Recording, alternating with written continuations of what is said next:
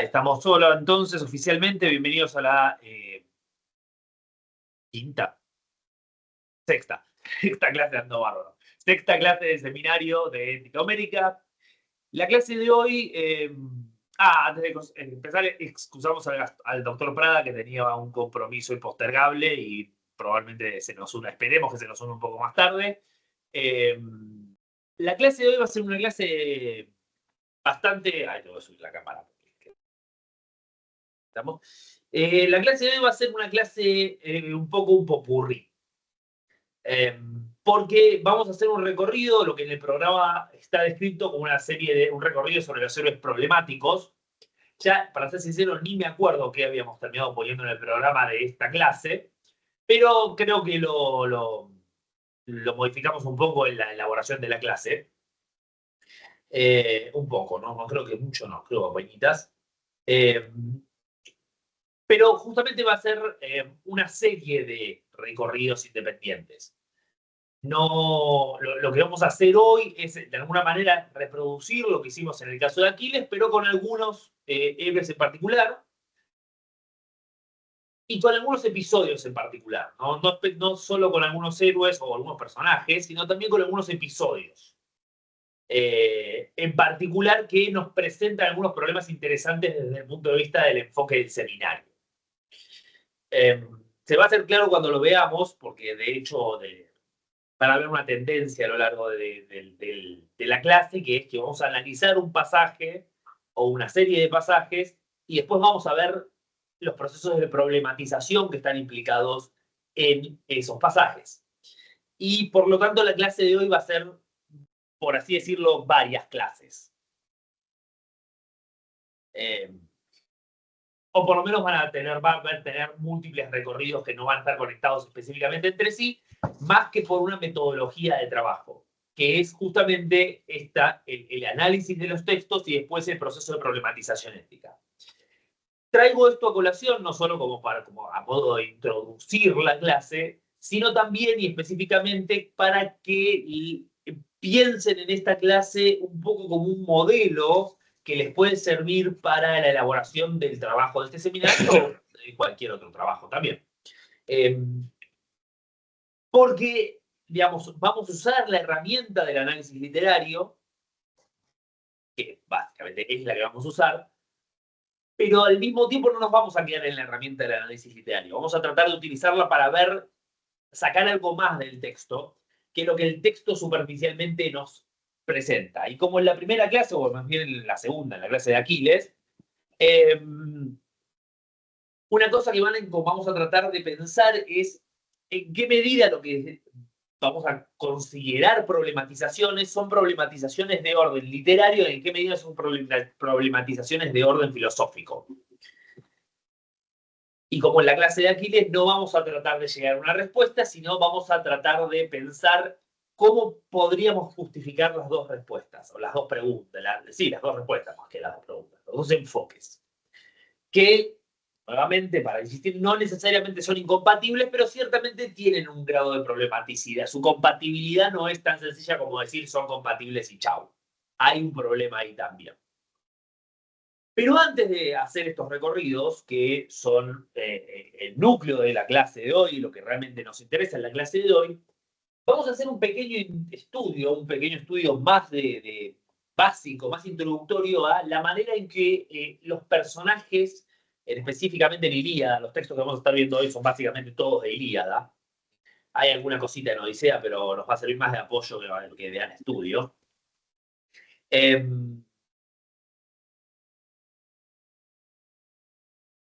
¿Cómo los personajes se construyen?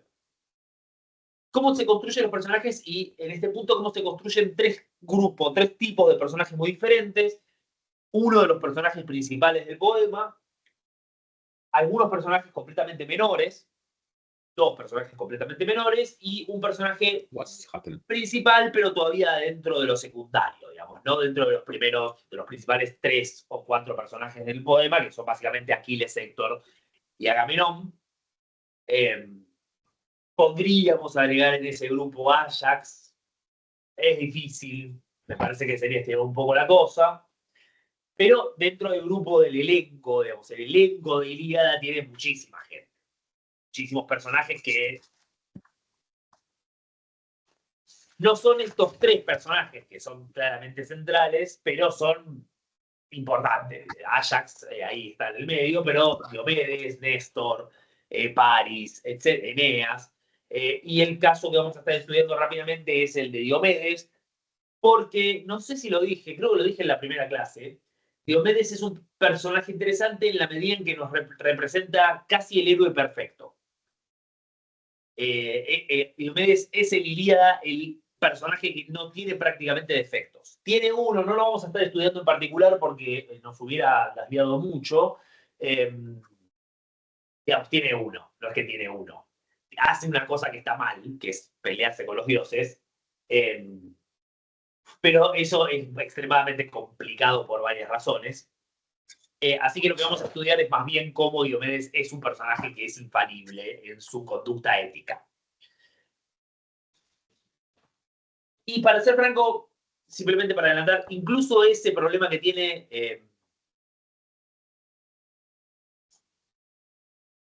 también debe relativizarse, porque no es algo que hace porque se equivoca. Un dios le dice que se pelee con los otros dioses, así que es medio como... estaba jugado de una manera o de otra. Pero vamos a hacer esto en la primera parte de la clase y después sí vamos a hacer estudios de casos que son mucho más ricos para nuestro objetivo. Podríamos haberlo hecho con estos personajes, ¿no? No es que los textos que vamos a ver acá al principio no son textos que profesen problematizaciones. Claramente el caso de Héctor, que es el primero que vamos a ver, está repleto de problemas éticos. Es una cosa que tiene muchos problemas éticos, pero la idea acá es estudiarlo, no vamos a tratar de problematizarlo, sino vamos a tratar de verlo como, digamos, modelo del proceso de construcción de un personaje. Entonces, como digo, vamos a empezar con Héctor. Y lo que vamos a empezar, lo que vamos a tratar de ver en el caso particular de Héctor, es la manera en que se construye un arco argumental de Héctor a lo largo del programa. Por supuesto, sin ningún tipo de exageración respecto a lo que estoy diciendo a continuación, hay libros escritos sobre Héctor en Ilíada. Libros en plural. Por lo menos tengo dos que recuerdo acá inmediatamente, el libro de Cossack, todos estos están en la bibliografía del programa, el libro de Cossack, el libro de Redfield, el real de Cossack está seguro, el de Redfield no me acuerdo. Los dos son sobre la figura de Héctor, y esos son específicos, y creo que hay alguno más, y ciertamente la figura de Héctor ha traído muchísima atención de la crítica en un montón de otros textos no específicos. Si empezamos a contar artículos o capítulos de libros, la cosa se multiplica inmensamente. Y es un personaje que presenta muchas problemáticas, muchos problemas y muchos desafíos de análisis por cómo está planteado en Ilíada, cómo se presenta el personaje, cómo se desarrolla el personaje y algunas cuestiones particulares de su conducta. Pero lo que nosotros vamos a ver es la manera en que el narrador configura un arco argumental de Héctor. Y más bien no debería, en este caso no deberíamos decir tanto el narrador como el poeta, porque no es la narración, sino los personajes, el personaje mismo el que configura parte de su arco argumental. Y es un arco argumental que es muy bonito, porque es un arco argumental en una clara U invertida con una colita. Es una U invertida con una colita. Esto, hace. En realidad, vamos a ser más exactos, hace pero ya vamos a llegar. Ahí tienen un artículo en el programa, creo que lo pusimos, un artículo que hicimos con Melina Grosio Risi, sobre específicamente sobre los discursos de Héctor, pero no son solo los discursos de Héctor los que configuran este arco argumental, es todo el personaje y toda la manera en que él mismo, los otros personajes, él mismo habla lo que él dice, pero lo que él hace, lo que los otros personajes dicen sobre él y lo que los otros personajes hacen respecto a él. No vamos a analizar esto en detalle porque esta clase, perdón, eso iba a decir, se me pasó, esta clase va a ser larga. Yo sé que prometimos que íbamos a tratar de terminar siempre tipo 5, 5 y cuarto. Esta clase no va a terminar 5 y cuarto ni loco. No hay manera que yo llegue a terminar esta clase antes de las 6 de la tarde, pero es una clase divertida en contraposición. En contraprestación al hecho de que va a ser larguísima, es una clase que va a ser muy divertida. Por lo menos para mí. Y yo soy el que tiene que estar acá 4 horas hablando, así que... no nos vamos a meter en detalle, pero sí vamos a ver un recorrido bastante superficial, casi canto por canto, de cómo se presenta. Ustedes canto por canto su recorrido superficial. Sí, porque lo que quiero, a lo que apunto es, vamos a tratar de verlo a nivel canto, a nivel cantos. No lo vamos a tratar de ver pasaje por pasaje donde aparece Héctor, sino cómo aparece Héctor en cada uno de los cantos. Y la progresión del personaje es absolutamente transparente cuando uno lo ve así. Y esto es algo que pasa ya desde el principio. Porque en los primeros cantos hay un proceso de introducción del personaje que es profundamente progresivo. En el canto 1 Héctor aparece mencionado. Lo menciona solamente una vez Aquiles, en el verso 242 del canto 1, cuando dice, Héctor los va a matar a todos.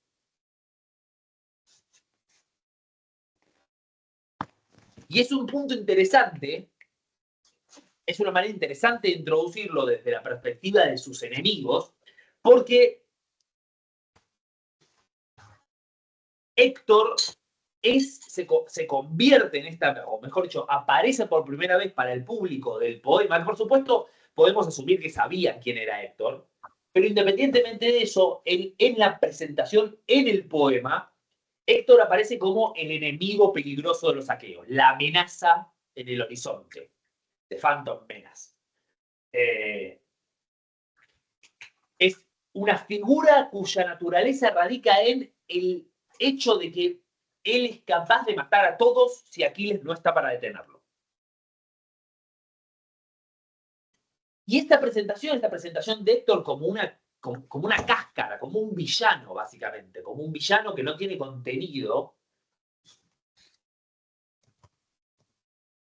Voy a cortar, si me debo las analogías no voy a terminar nunca.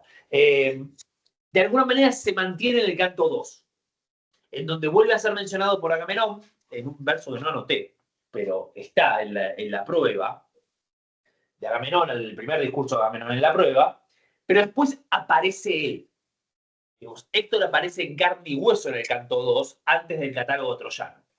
Pero lo único que hace es aparecer. No habla y no hace nada. Solo viene Iris, disfrazada de Polites, y en los versos 802-809, le dice, Héctor, es hora de sacar las tropas al combate porque vienen los aqueos. Y Héctor saca las tropas al combate. Entonces, en el canto 1 se nos aparece desde la perspectiva de sus enemigos, en el canto 2 se nos aparece desde la perspectiva del narrador como el líder del ejército troyano. Hasta acá, insisto, solamente una cáscara vacía de un villano. En el canto 3 esto cambia, porque en el canto 3 Héctor habla. Y lo único que hace es hablar. En el canto 3 no hace básicamente ninguna otra cosa más que hablar. Por supuesto, hay mucho de esta manera, de lo que Héctor dice en este canto 3 y la manera en que se presenta en el canto 3, que no solo rellena ese personaje, que es una cáscara medio vacía en los primeros dos, sino que además lo presenta de una manera muy positiva para la audiencia. Eso es un poco lo que estudiamos en el texto, en el artículo que mencionaba antes, pero que es muy... lo pueden encontrar en cualquiera de los textos bibliográficos sobre Héctor. Héctor en el canto 3 es un personaje que nos cae simpático particularmente en contraste con Paris, que en el canto 3 está muy claramente delineado como un personaje desagradable. Pero como digo, lo importante a los fines de este arco argumental es que en el canto 3 Héctor no dice nada. No, perdón, habla, pero no hace absolutamente nada. No tiene ninguna acción. Y no tiene el contraste muy marcado entre la manera en que Héctor es presentado en los cantos 1 y 2, y sobre todo el canto 1, aludido en el canto 1, como el guerrero peligroso, el verdadero guerrero que aterra a los aqueos, y el hecho de que en el canto 3 lo único que hace es hablar. En el canto 4 comienza la batalla y Héctor participa de la batalla, pero lo único que hace en la batalla Héctor en el canto 4 es salir corriendo. Esto pasa en el canto 4, en verso 505, sobre todo aparece así muy, muy al pasar, y sale, donde aparece huyendo de la avanzada aquea en el primer ataque de los aqueos. Muy probablemente esto pueda explicarse un poco por el carácter retrospectivo de estos cantos. Héctor estaría huyendo de lo que se habría sido el primer ataque de los aqueos y en la historia, digamos, del origen de la guerra contra Aquiles o desde Aquiles. Pero independientemente de esto, lo importante es que Héctor aparece huyendo. Y una vez más, esto es una clara traición a la expectativa construida por el canto 1 y un poco por el canto 2. Que nos presenta a Héctor como un gran guerrero. Situación que se va a revertir en el canto 5. Porque en el canto 5, en el transcurso de unos 100 moneditas de versos, 120 versos, Héctor recibe la exhortación de uno de sus aliados, Sarpedón específicamente, que lo critica por no estar peleando, reacciona exhortando a las tropas y frenando una huida troyana y haciendo que vuelvan al combate, y entrando en combate y matando 2 hombres simultáneamente. Y es el primer troyano, y creo probablemente el único, que mata a 2 hombres simultáneamente. De hecho, es algo que va a volver a hacer más adelante también. No, Eneas también tiene un par alguna vez que hace eso. Y Sarpedón puede que también. Entonces, básicamente, cuando finalmente Héctor entra en batalla y se nos relata la entrada de Héctor en batalla, esa imagen de Héctor como un verdadero guerrero peligroso, como un gran guerrero, efectivamente se nos manifiesta, porque cuando entra en batalla hace estragos. Pero eso es muy poquito que vemos en el canto 5, y lo que tenemos, la verdadera presentación de Héctor, está en el canto 6, donde pasan cosas en las que no me voy a detener porque todos saben lo que pasa en el canto 6, pero sí es significativo, y además vamos a hablar un poco de lo que pasa en el canto 6 en esta clase más de una vez, muchas veces de hecho. Lo importante del canto 6 es que nos muestra una dimensión de Héctor que no se nos muestra no solo de Héctor antes, sino que no se nos muestra de ningún otro guerrero. Lo que se nos muestra de Héctor en el canto 6, que es esencialmente su vida familiar, la vida en Troya, su relación con su madre, con su hermano, con su cuñada, con su esposa y con su hijo, eso no lo tenemos de ningún otro guerrero en todo el poema. Y el gran secreto de este proceso, de este momento en el canto 6, es que Héctor nos cae simpático. Después del canto 6 es muy difícil no decir aguante Héctor, porque es un buen muchacho, pobrecito. Él lo que quiere es salvar a su familia y salvar a su ciudad y hacer las cosas como corresponde y estar a la altura de las circunstancias. Y las circunstancias son, si me disculpan el exabrupto, las circunstancias de Héctor son una mierda. Porque le tocó muy mala fortuna, pobre Héctor. Él es bueno, él es muy competente en lo que hace, pero del otro lado está Aquiles, que es mucho más competente que él en lo que hace. Pero lo interesante de este tema es que después del canto 6 nosotros tenemos una relación con Héctor como audiencia, que es una relación profundamente íntima. En un sentido bastante literal, porque conocemos la intimidad de Héctor, de una manera que no conocemos la intimidad de nadie, excepto de Héctor. Y en el canto 7 tenemos otro vistazo en donde Héctor es protagónico, que es su duelo con Ajax. Y en ese duelo con Ajax hay un montón de cosas que suceden. Una de las cosas que suceden es que empata con Ajax. Y esto no puedo enfatizarlo suficientemente, lo van a tener que esperar a que el comentario del canto 7 se publique, porque hay como 80 notas sobre esto. En la mayor parte de la crítica van a encontrar que Héctor pierde con Ajax. Eso está mal.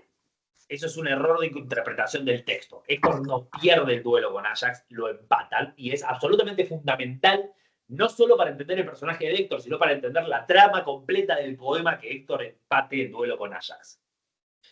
Pero ese empate del duelo con Ajax significa que Héctor es tan bueno, con un poquito de ayuda de los dioses, y eso no es un dato menor, Con un poquito de ayuda de los dioses, Héctor es tan bueno como el segundo mejor de los guerreros aqueos. Cosa que en el canto octavo va a ser importante, porque en el canto octavo lo que vamos a tener es la victoria de Héctor. La primera victoria de Héctor contra los aqueos cuando se empieza a ejecutar el plan de Zeus. Y al final del canto octavo tenemos por primera vez en 10 años de guerra, 9 años de guerra en realidad, a los troyanos acampando en el campo, justamente afuera de la muralla, y pensando que van a poder expulsar a los aqueos de Troya de una vez y para siempre. Y hasta este punto, Héctor está en la gloria. Es el mejor momento de Héctor en la guerra, es el mejor momento de Héctor en el canto, la pega en todas las que hace, nadie lo puede parar, los dioses lo están apoyando, todo va viento en popa. Y en este momento, y en este punto exacto de la historia, el personaje empieza a tener una degeneración, un proceso de caída. De caída progresiva, muy sutil, muy suavecita, pero que se va dando a partir del canto 11. Y por primera vez va a pasar algo que va a volver a pasar más adelante, que es que Héctor va a desaparecer de la narración en el canto 9 y en el canto 10. En realidad el canto 10 no tanto, porque de hecho aparece, pero ustedes saben que el canto 10 es extremadamente problemático. Y yo soy uno de los partidarios que el canto 10 no debería estar en el poema. Rompe absolutamente toda la lógica de la secuencia de poemas. Hay muchos argumentos, una discusión muy grande sobre el tema del canto 10, que tiene muchas aristas, y hay hasta cierto punto evidencia para todos los gustos, pero la realidad es que hay una serie bastante contundente de argumentos en contra de la pertenencia del canto 10 al poema como fue registrado originalmente.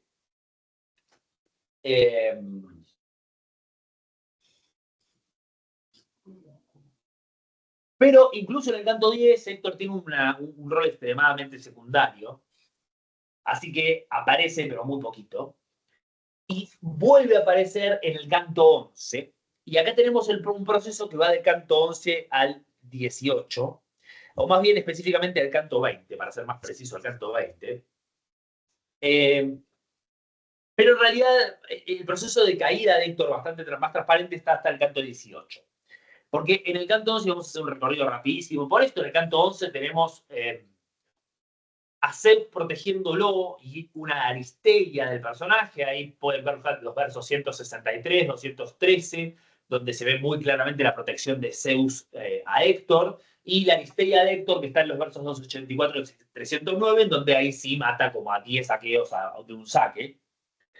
En el canto 12 tenemos la primera llegada a las naves, constantemente con el apoyo de Zeus. Ya de hecho en los versos 35 a 40 del canto ya se menciona directamente el apoyo de Zeus a Héctor, pero todo el tiempo se está hablando de esto.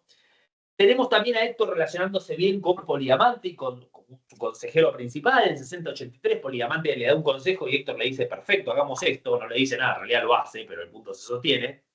Tenemos a Héctor apareciendo como líder de su ejército en los versos 91-107, y tenemos el primer momento complicado. Ahí al final del canto 12, que es la primera discusión con Poliamante, en los versos 200-255. Pero este momento complicado es un momento complicado que también es tramposo.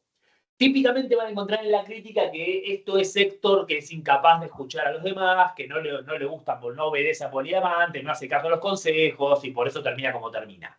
Pero el problema es que Héctor tiene razón. No es que Poliamante se equivoque, Poliamante está claramente conociendo el futuro en este momento, pero el razonamiento que Héctor está haciendo es básicamente, vos viste un pájaro y estás diciendo que por un pájaro nosotros tenemos que no meternos en las naves de los aqueos, yo tengo el apoyo de Zeus. Y Héctor tiene el apoyo de Zeus. El problema es que lo que Héctor no sabe es que Zeus le está mintiendo. Yo les dije que la situación era una mierda. Zeus le está mintiendo. Zeus le está diciendo, anda, anda, anda, anda, anda, dale, vamos bien, vamos bien, vamos bien. Y lo está haciendo para beneficiar a Aquiles, no para beneficiar a Héctor. En el canto 13 tenemos una pequeña disminución del papel de Héctor. Continúa el apoyo de Zeus, se menciona un par de veces, pero el punto interesante para el canto 13 está en la discusión que él tiene con Paris, en los versos 767, 765, 787, porque en esa discusión con Paris, Héctor lo ataca a Paris como en el canto 3, pero ahí Héctor se equivoca. Y Paris tiene razón. Y como pueden ver, es en cierta medida una réplica de la discusión con Poliamante, pero en este caso nosotros como audiencia podemos ver a Héctor que ya está empezando a perder contacto con lo que está pasando alrededor de él.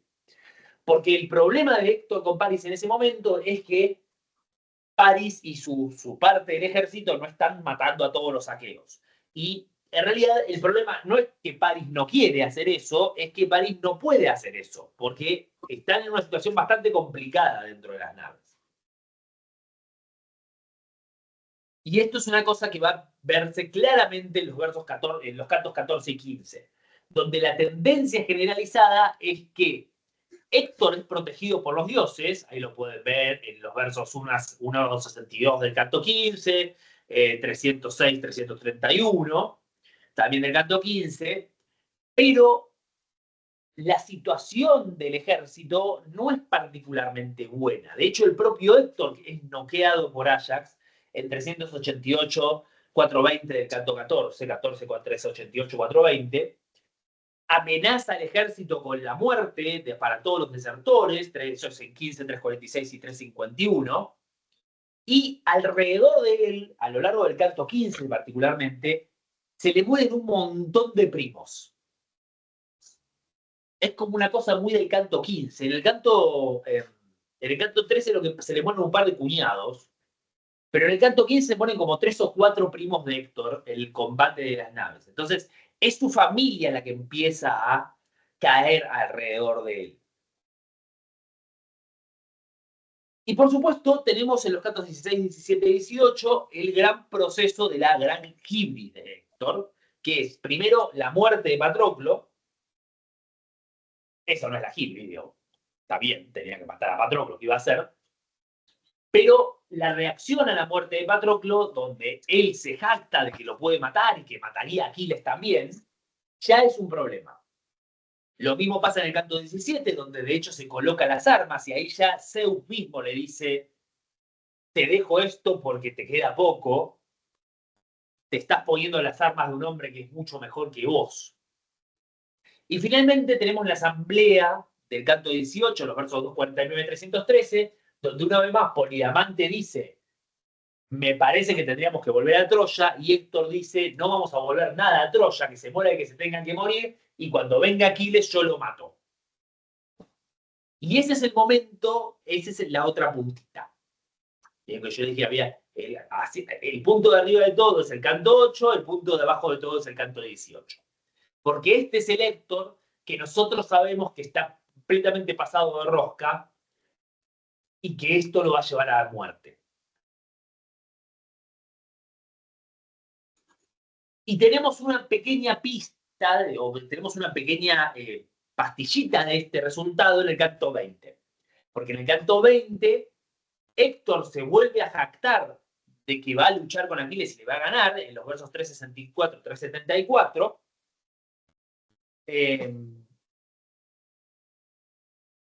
Y Apolo inmediatamente le dice, pero no te encuentres con Aquiles, los versos 375, 380, porque cuando efectivamente se encuentra con Aquiles, la única forma en que sobrevive es porque Apolo lo rescata. Esto es en 20, 419, 454. Y en ese punto, Héctor desaparece de la narración. Como vieron, les comenté que había pasado en el canto 9, en el canto 9-10. Acá vuelve a pasar. Después del final, hacia el final de 20, con este encuentro con Aquiles, y después durante todo el canto 21, Héctor desaparece en la narración y lo vamos a volver a encontrar en el canto 22. Y en el canto 22, como pasa con el canto 6, yo no les tengo que contar específicamente qué sucede, porque todos saben lo que pasa en el canto 22, Pero lo importante en este punto es que Héctor no es presentado en el canto 22 como alguien que piensa yo voy a hacer lo que sea porque yo aquí acá lo mato y acá nadie me frena. Héctor sabe que va a morir. Y sabe que va a morir desde el momento en que dice cierren las puertas, no dice cierren las puertas, pero en principio básicamente dice cierren las puertas, yo me quedo del lado de afuera. Esa decisión Héctor la toma sabiendo que está muerto. Y esa conciencia, o sea, autoconciencia de su inferioridad respecto al guerrero con el que va a luchar, es una autoconciencia que lo reivindica por completo. Porque ahora Héctor no está jactándose de que es capaz de ganarle a Aquiles. Héctor sabe que no le puede ganar a Aquiles. Por lo menos piensa que no le puede ganar a Aquiles. Hay todo un problema. Y en algún momento él dice, sí, al final sí te podía ganar. Pero no podía, porque los dioses lo están engañando. Y eso es otro tema significativo, interesante, que es cuán cierto es que Héctor es inferior a Aquiles. Es todo un tema, pero no nos vamos a meter. Para cuando Héctor muere, y esto es lo fundamental, para cuando Héctor muere a manos de Aquiles, nosotros ya no podemos sentir por Héctor lo que sentíamos en el canto 18 o en el canto 20. Porque esta es una persona que no está ya completamente desconectada de la realidad y sacada de quicio. Esta es una persona que sabe que está tomando una decisión terrible porque ese es el precio que tiene que pagar por haber tomado decisiones terribles antes. Y el hecho que el canto 22 nos reintroduzca a Príamo y a Hécade suplicándole a su hijo, y después a Andrómaca, pero esto viene después, nos reconecta con ese Héctor del canto sexto. El Héctor del canto sexto, que fue el primer Héctor que nosotros realmente dijimos, este tipo es un buen tipo. Y ese es el Héctor que muere. Entonces, observen cómo el arco argumental del poema, de Héctor en el poema, es un arco argumental que nos presenta a un villano básicamente genérico de la épica sin ningún tipo de contenido, va llenando a ese personaje de contenido hasta el punto en donde realmente hinchamos por el personaje, después nos lo va deshaciendo, nos lo va haciendo cada vez más desagradable, más soberbio y más fácil de aceptar que tiene que morir, pero cuando tiene que morir, cuando llega a la muerte, ya no es, miren, ahora este que se merecía morir, ahora lo vamos a matar. No. Cuando tiene que morir Héctor, nos lo hace sentir acá, la muerte de Héctor. Cuando tiene que morir Héctor, nosotros no queremos que Héctor se muera, porque Héctor se ha reivindicado. Porque ahora, ya no es el mismo tipo que era en el canto 18.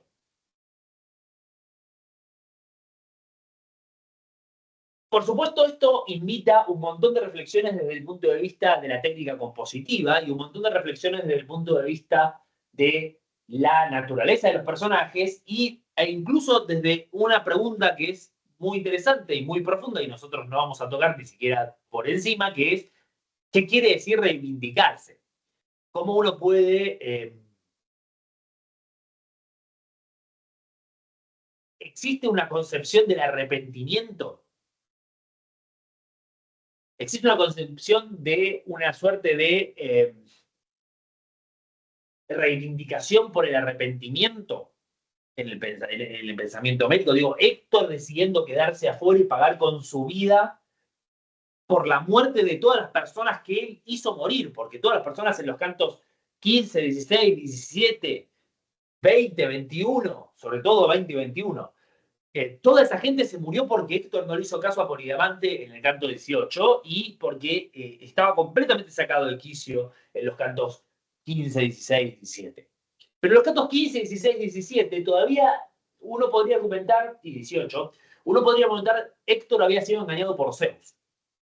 Y quizás, digamos, murió mucha gente, pero al mismo tiempo la gente muere en la guerra. Digo, no está mal que la gente muera en la guerra, es la guerra. Y si hubieran quemado las naves de los aqueos, si hubieran ganado la guerra, nadie le hubiera molestado que todos los primos de Héctor estuvieran muertos. quizás a la familia de los primos, pero no importa, el punto se sostendría. Pero en el canto 20 y 21, toda esa gente muere porque Héctor decide no volver a Troya.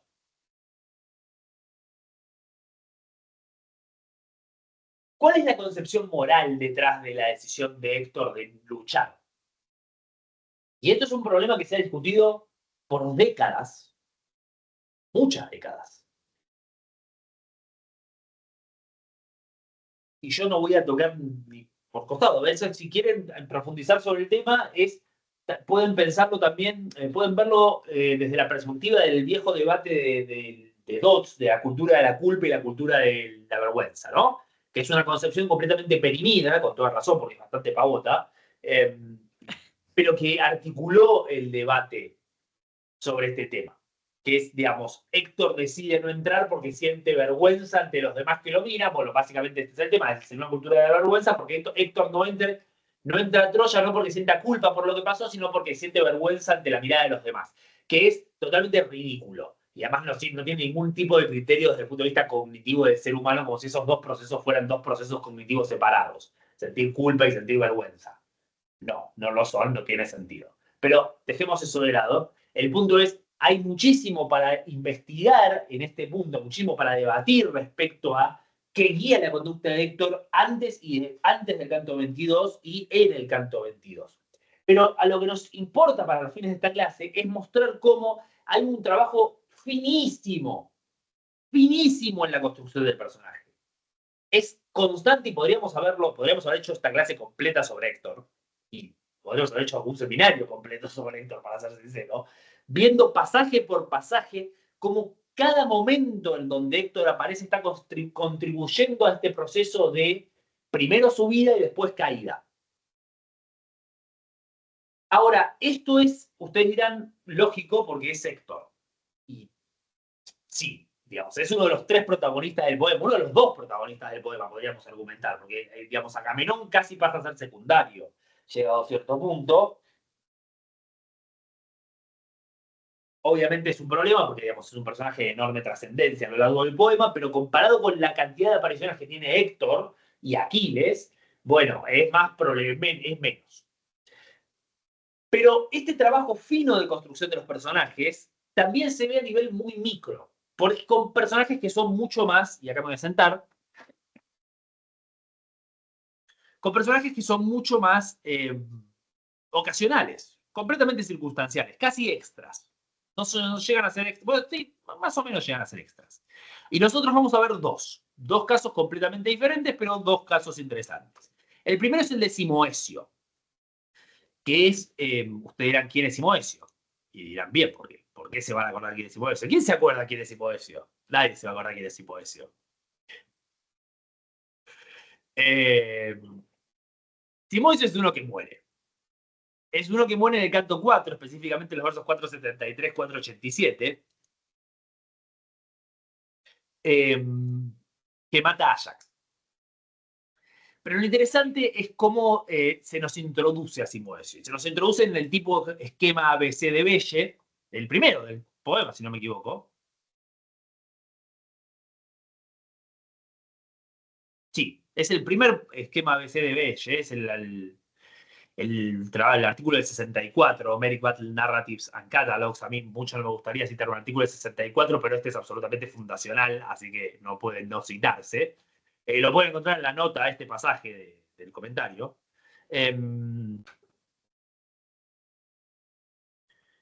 Y básicamente entonces, vamos a leerlo entero. Al hijo de Antemón hirió Ajax Telamonio, al lozano mancebo Simoesio, al que alguna vez su madre bajando del Ida junto a las riberas del Simoente engendró, después de que siguió a sus padres para vigilar al rebaño. Por esto lo llamaban Simoesio. Mas a sus padres queridos no retribuyó la crianza y de corto tiempo su vida resultó doblegado por la lanza del esforzado Ajax. Pues cuando iba primero lo hirió en el pecho junto a la tetilla, pero junto a la tetilla derecha, y completa a través del hombro la broncínea pica pasó, y él cayó al suelo en el polvo como un álamo de los que a la vera de un gran pantanal brotan liso, mas le brotan ramas en lo alto. A este, un varón fabricante de carros con fulgurante hierro lo corta para curvarlo en llanta para un bellísimo carro. secándose, yace junto a las riberas del río. De tal modo a la antemida Simoesio abatió Ajax del linaje de Zeus y sigue. Entonces, ¿qué tenemos en esta presentación de Simoesio? Tenemos primero un excursus genealógico de quién eran sus padres, dónde había nacido y por qué se llamaba Simoesio, que es básicamente porque los padres lo engendran en la ribera del río Simoente.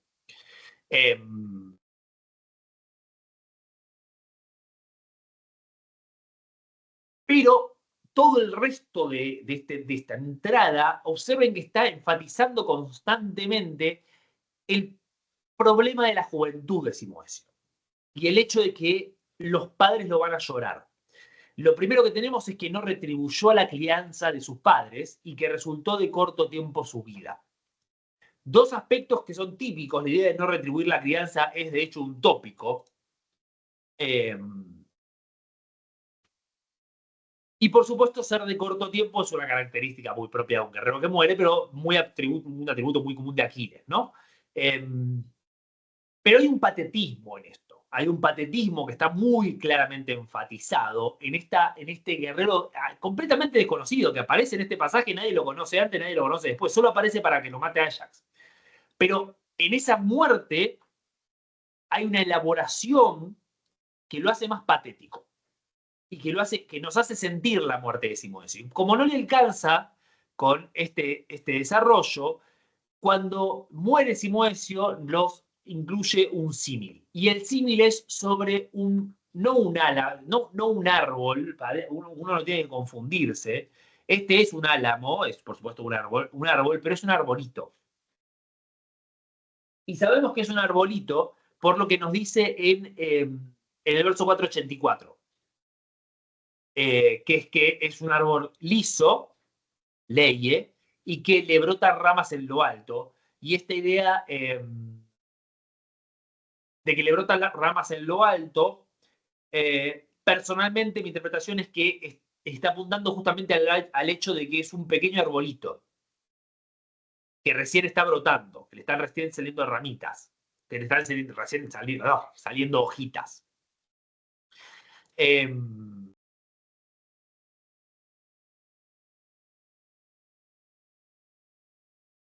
Y es eso lo que termina muriendo.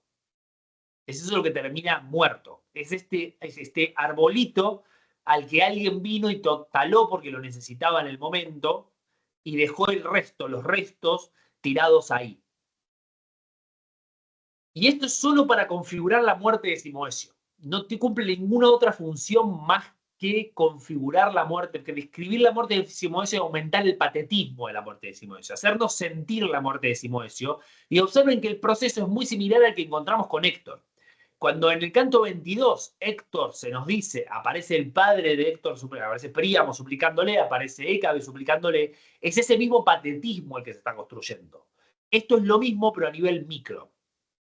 Y vamos a ver otro ejemplo, que es el ejemplo de Otrioneo, que ese es ese tampoco se va a acordar quién es. Ese está en el canto 13, 361, 382. No está mal que no se acuerden, yo tampoco me acordaría ni loco.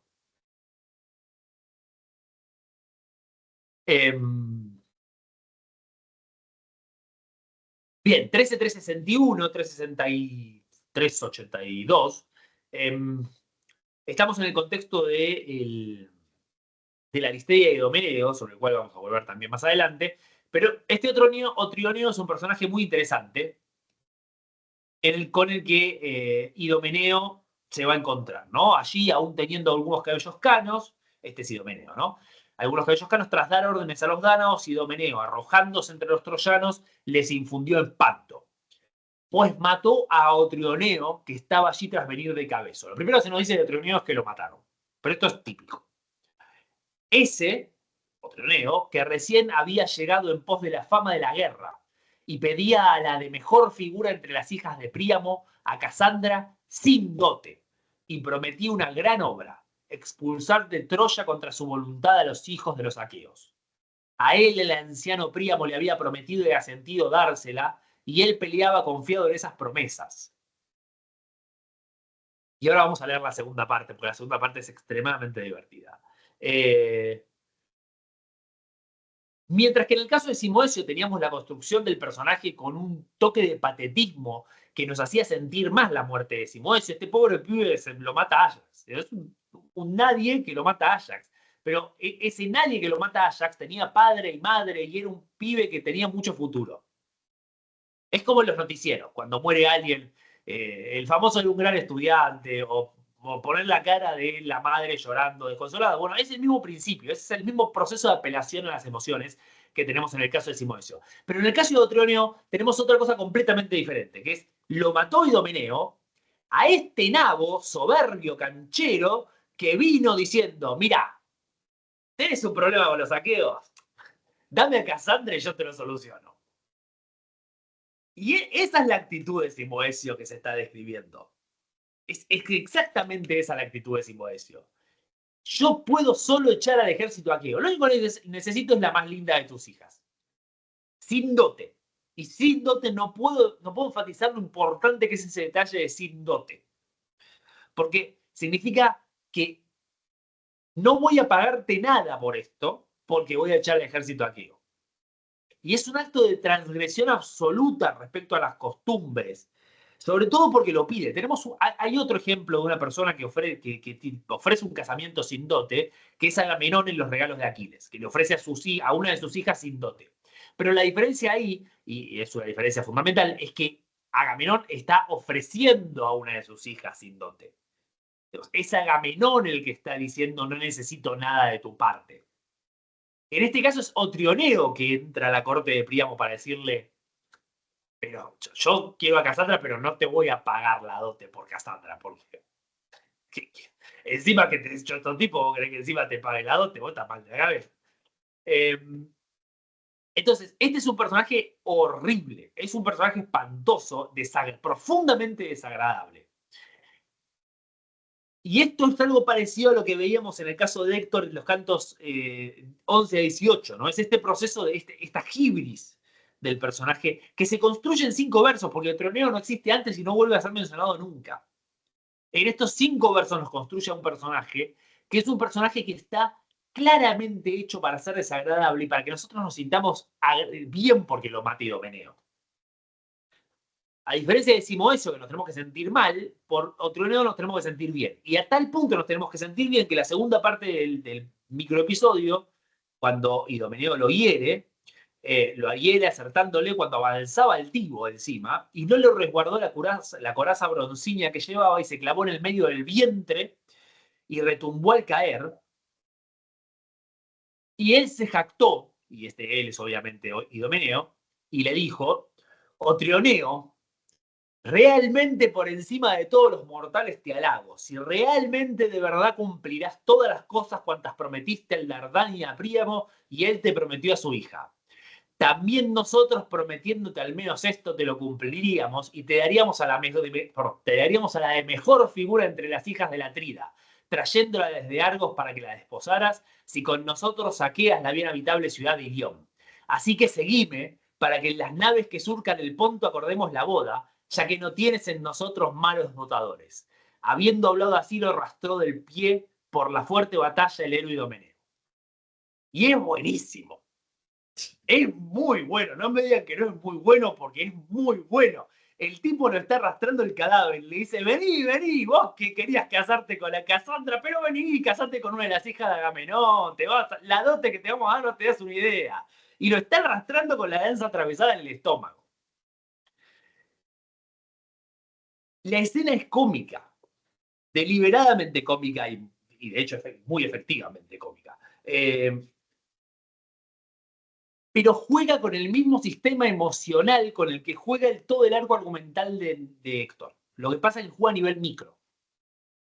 Lo importante para marcar en este punto es la manera en que el narrador y el poeta logran manipular nuestras emociones, entiende cómo manipular las emociones de la audiencia.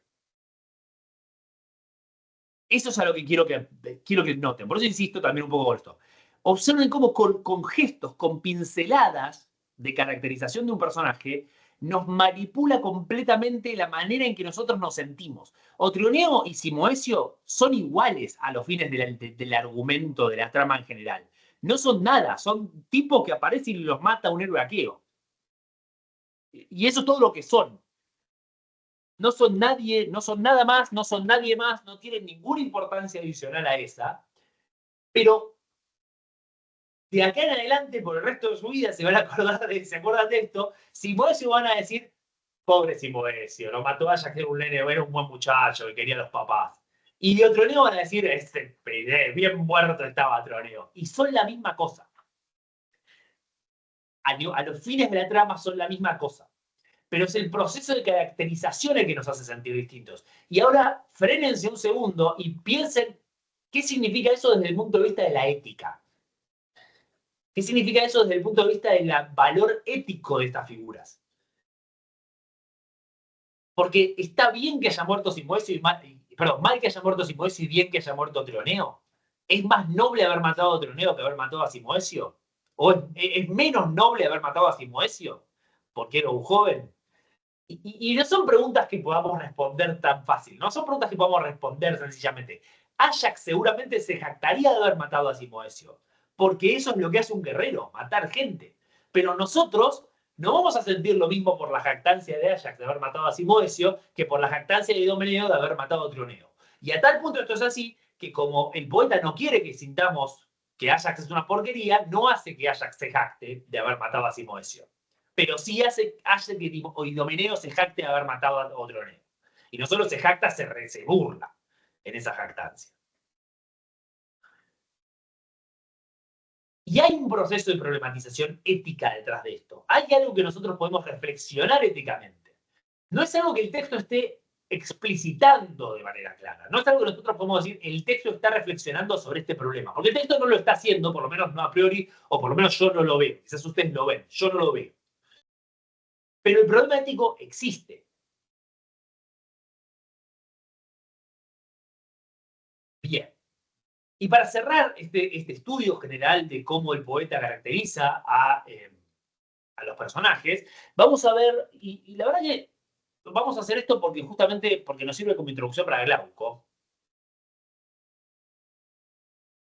Vamos a ver cómo caracteriza a un personaje secundario, y a un personaje secundario que, como muchos de los personajes secundarios, yo me inclinaría a pensar que la mayoría, no tiene arco argumental. Nosotros veíamos el caso de Héctor, y Héctor tiene un claro arco argumental. Lo mismo pasa obviamente con Aquiles, y en menor medida con Agamenón. Yo me atrevería a decir que una de las razones por las cuales podemos decir que Agamenón es un personaje secundario es que el arco argumental de Agamenón es raro. No es muy un arco argumental de Agamenón. Agamenón del canto 23 es más o menos la misma persona que Agamenón en el canto 1. Aprendió una lección, definitivamente aprendió una lección, pero el personaje no ha cambiado intrínsecamente, ni en su personalidad ni en nada. Y lo mismo podemos decir, obviamente, de Ajax, de Néstor, de Odiseo, de Eneas, de Paris. Bueno, no de Paris. ¿Ven? Paris sí tiene un arco. Lo que pasa es que está tan poco desarrollado que uno claramente sugiere. Está tan, vamos a decirlo así, el arco de Paris está solamente aludido. Y posiblemente solo está aludido porque sería mucho más importante en la épica troyana en general. Y él, no es la idea que el arco argumental de Paris opaque los arcos argumentales mucho más importantes para la trama de Aquiles y de Héctor.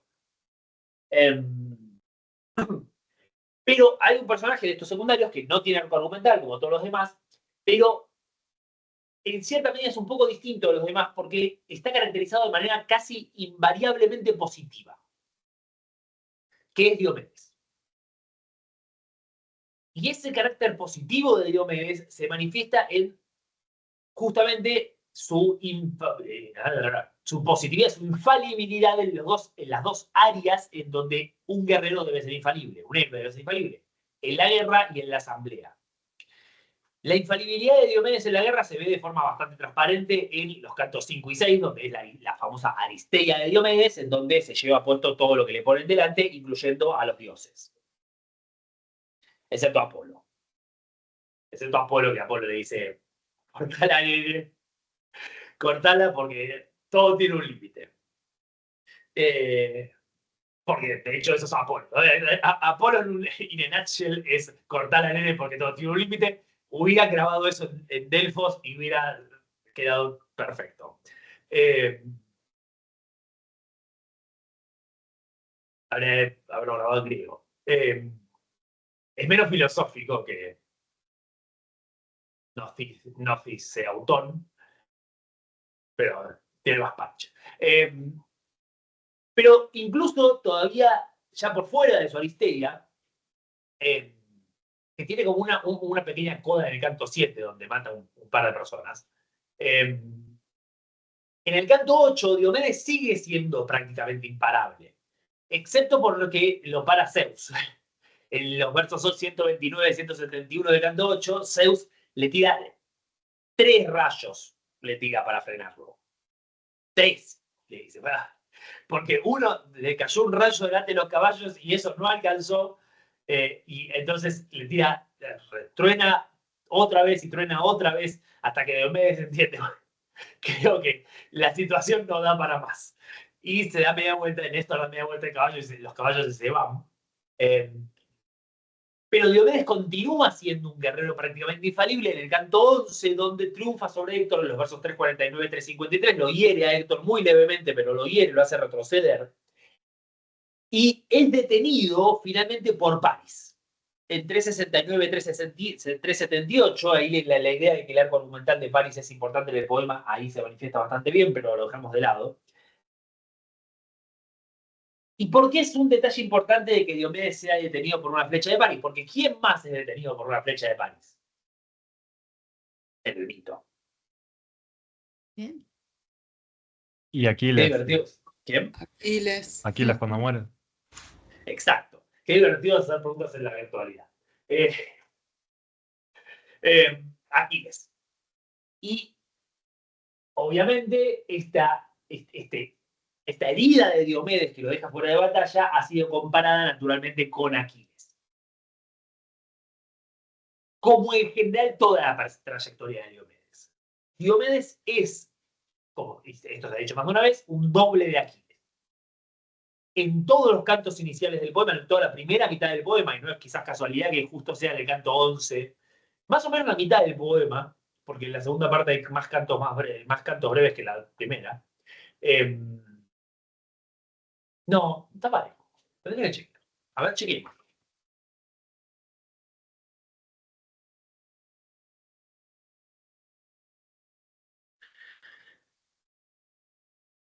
Bueno, a ver, ahí está.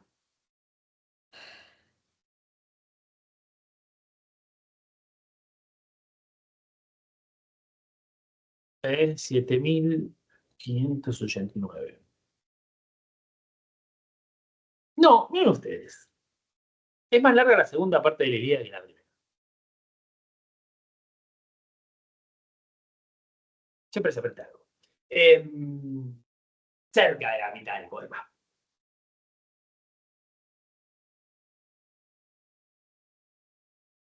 Diomedes funciona como doble de Aquiles. Y es posible pensar que esa infalibilidad de Diomedes es precisamente porque el rol que Diomedes está ocupando es mostrarnos lo que Aquiles podría hacer si no estuviera enojado. Si Aquiles no fuera un tipo tan calentón, haría lo que hace Diomedes, que es llevarse puesto todo lo que tiene delante. Pero no es solo, no es Diomedes solo infalible en el combate. También es infalible en la asamblea, algo que es motivo de debate entre los críticos. De vuelta van a tener que esperar hasta el comentario de canto 7 para el detalle de esto, porque no hay acuerdo. Pero personalmente me parece que es bastante evidente cuando uno estudia las intervenciones de Diomedes en discusiones con los demás. Y acá tenemos 5 y están ordenados de una manera que es muy divertida. Porque Diomedes, la primera intervención que tiene hablando es una reacción ante una acusación de Agamenón en el Epipólisis en los versos 4, 412, 421. Y lo que Diomedes dice en esa reacción a Agamenón es, no le habla a Agamenón, sino que le habla a Esténelo. Porque Agamenón los critica a los dos, Esténelo, sobre todo a Diomedes, Esténelo le responde Y Diomedes le dice, cállate, no le digas nada a Agamenón, está haciendo su trabajo. Y no le digas nada a Agamenón, y entonces agarra y hace ¡pum! Del campo. Dice, así le voy a responder a Agamenón, que saliendo a matar gente.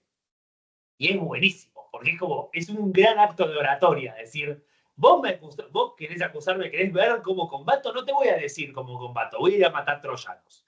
Y andar a responderme eso después.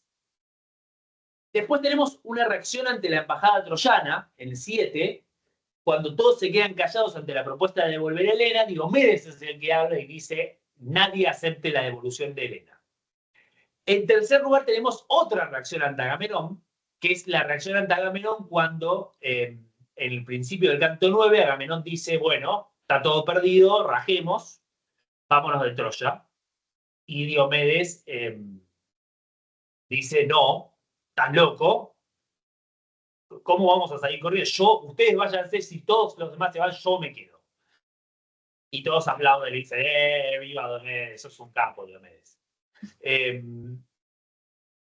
Y al final del canto 9 tenemos la reacción ante la embajada de Aquiles. O sea, cuando los embajadores Ajax y Odiseo vuelven y dicen, dijo que no, todos se quedan callados y Diomedes dice, bueno, habrá que salir a pelear, gente.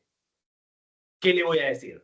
Yo les había dicho que lo que había que hacer era ir a pelear. Ahora me van a tener que hacer caso. Y todos otra vez dicen, viva Diomedes, tiene razón Diomedes. Y el último discurso que tiene Diomedes es en el canto 14, no el último discurso porque aparece en el canto 23 me parece que habla, pero el canto 23 lo vamos a sacar entre paréntesis. Pero el último discurso durante la batalla es en el canto 14. Sí, claramente habla del canto 23. Ah, no me acuerdo. ¿No sabes que no me acuerdo si Diomedes habla del canto 23? Bueno, pero aparece seguro.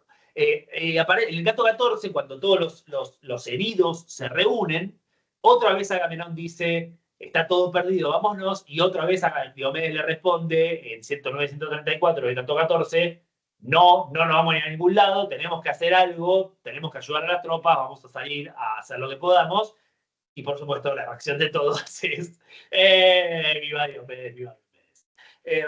Entonces, observen que cada vez que Diomedes habla, consigue la reacción exacta que quería.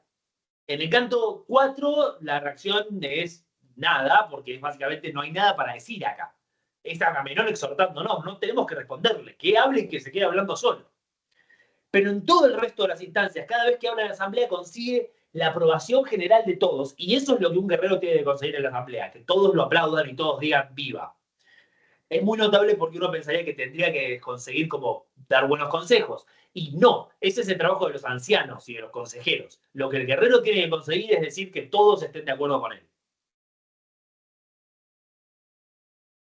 Si ustedes se preguntan de dónde sale la sofística, sale de ahí, de esta concepción. Pero lo divertido es que no sé si lo notaron, yo traté de marcarlo como fuera, es que de estas 5 instancias en donde Diomedes tiene una discusión, la primera, la tercera y la quinta son reacciones ante Agamenón. Y es buenísimo, porque prácticamente toda la trayectoria de orador de Diomedes es decirle a Agamenón, cállate, nabo. Lo que vos estás diciendo está mal.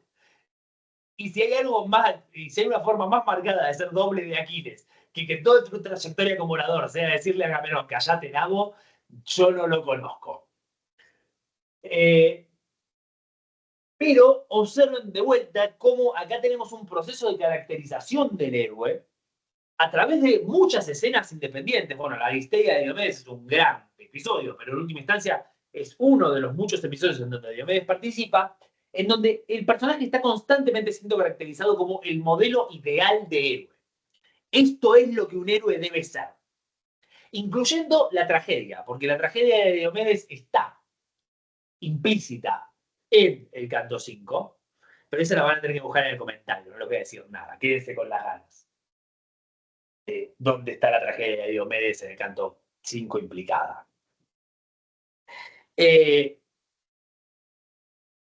Y observen que es un proceso que es bastante diferente al proceso que veíamos con Héctor y bastante diferente incluso a los procesos que veíamos con Simoesio y Otroneo.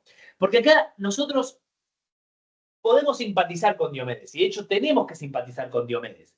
Pero pero no es tan importante ese proceso de nuestra simpatía con Diomedes como el hecho de qué es lo que Diomedes está representando, qué función está cumpliendo a nivel narrativo en el texto. Uno podría decir lo mismo de los demás, pero en última instancia vemos más claramente la manipulación emocional en los otros casos. Mientras que en el caso específico de Diomedes, lo que vemos es, este es el modelo, esto es lo que es un héroe. Y eso nos sirve para pensar a todos los otros personajes. ¿Por qué Ajax no es Diomedes? Bueno, Ajax no es Diomedes porque Ajax nunca logra atacar a los troyanos, nunca logra llevarse puestos a los troyanos.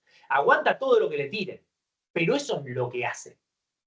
Aguantar todo lo que le tiren. ¿Por qué Odiseo no es Diomedes? Bueno, porque cuando habla es una masa, todo el mundo le cree todo lo que dice. Pero en el combate, a veces está bien, a veces está mal, y no mucho más que eso. Y tan significativamente, tampoco es que Odiseo cuando habla logra una aprobación generalizada de todo el mundo. Convence, siempre convence con lo que tiene que convencer. Bueno, no siempre en realidad, a Aquiles no lo convence, pero digamos, uno entiende por qué lo podría haber convencido, debería haberlo convencido, como ya habíamos hablado, pero no logra una aprobación general. Y Diomedes sí, no es un orador de la calidad de Odiseo, bajo ningún concepto, no se acerca ni a kilómetros de distancia de la calidad de orador que es Odiseo, pero es efectivo. Y Diomedes es eso, es simple pero efectivo. Hay una analogía ahí, pero no se me ocurre cuál es. Es simple, pero es exactamente lo que necesitas. ¿Sabes lo que vos necesitas? Diomedes. Sin complicaciones, te consigue lo que querés.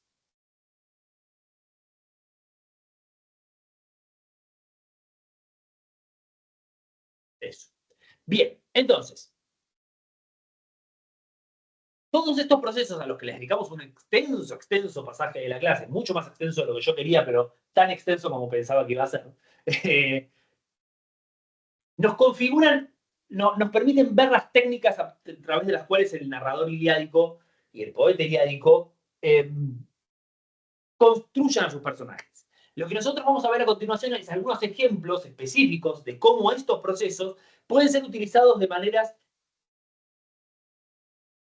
sofisticadas, no más sofisticadas, sino sofisticadas, para hacer un poquito más que simplemente construir los personajes. También nos permiten ver cómo se problematiza ese proceso de construcción y lo que la conducta y lo que guía la conducta de esos personajes. Y vamos a empezar con el caso de Glauco. Glauco, un buen gran muchacho, Glauco de Licia, es uno de los dos líderes del contingente de los licios, el tercero en importancia, después de, obviamente, los troyanos y los dárdanos, junto con Sarpedón, su primo. Y es un personaje que aparece en una serie de episodios del poema bastante asistemáticos, pero que están todos atados por un hilo conductor. No los episodios en sí mismos, pero sí la manera en que Glauco participa de ellos. Dejemos de lado, por supuesto, la aparición en el catálogo troyano, el final del catálogo en 876-877, de canto 2, obviamente, y aparece matando a algunas que otra persona en el canto 7, creo, en algún lugar del canto 13, puede ser. Bueno, mata un par de personas ahí en vuelta. Cuando hay lista en las androctasías, en donde los troyanos matan a un par de personas, a veces Glauco aparece y mata a alguien. No, en 13 no puede ser, porque en 13 ya está herido. No, debe ser en 7.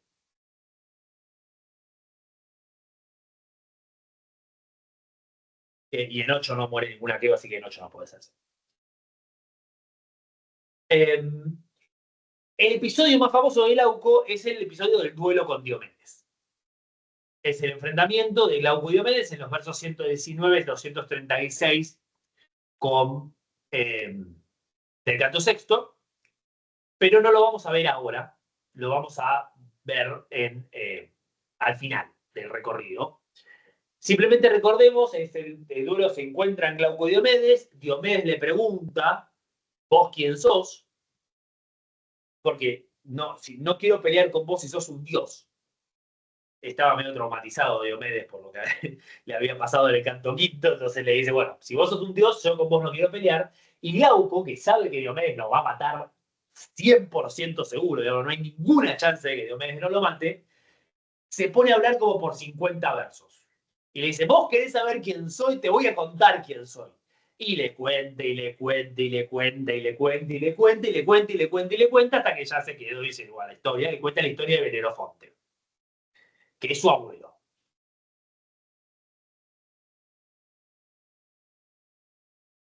Cuando termina la historia de Belerofonte, Diomedes le responde, entonces no te puedo matar, porque Belerofonte es un huésped paterno de mi abuelo Eneo. Y como la relación de hospitalidad es hereditaria, nosotros dos somos xenoi, unos del otro. Somos huéspedes.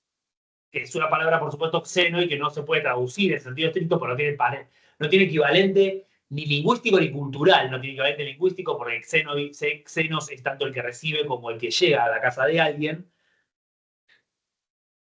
Y no tiene equivalente cultural porque es mucho más que simplemente llegar a la casa de alguien, también implica una relación que hablamos. De hecho, ya la hablamos en la primera clase. O sea que los refiero a esa primera clase donde hablamos del tema de qué es la xenía. Así que no tengo que profundizar ahora.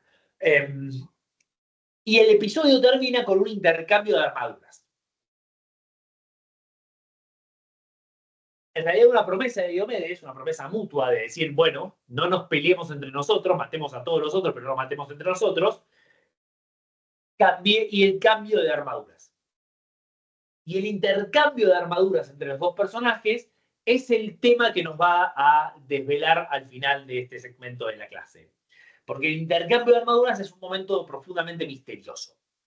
Ahora, para entender qué es lo que está pasando acá, es útil pensar en la caracterización de Glauco en el resto del poema. Y acá tenemos que ver el rol de Glauco en el resto del poema, como decía, pero sobre todo atender al hecho de que ese rol no está marcado por la acción guerrera de Glauco, por el hecho de que mata gente, si bien mata gente, y vamos a ver que mata a alguien bastante importante, no importante la persona, sino importante en el momento y la manera, sino sus diálogos.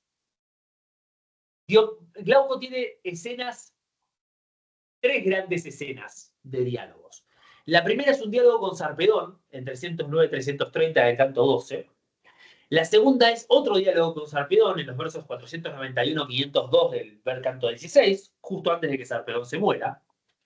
Y la tercera es el diálogo con Héctor. Ahí. El diálogo con Héctor es el 17, 140, 182.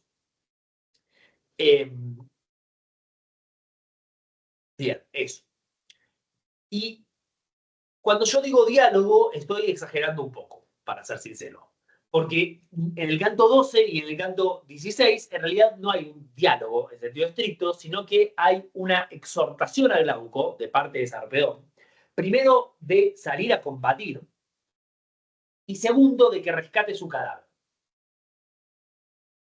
Y en los dos casos, el tema central y la reacción de Glauco es el deber de los guerreros y el deber de los guerreros de protegerse entre sí.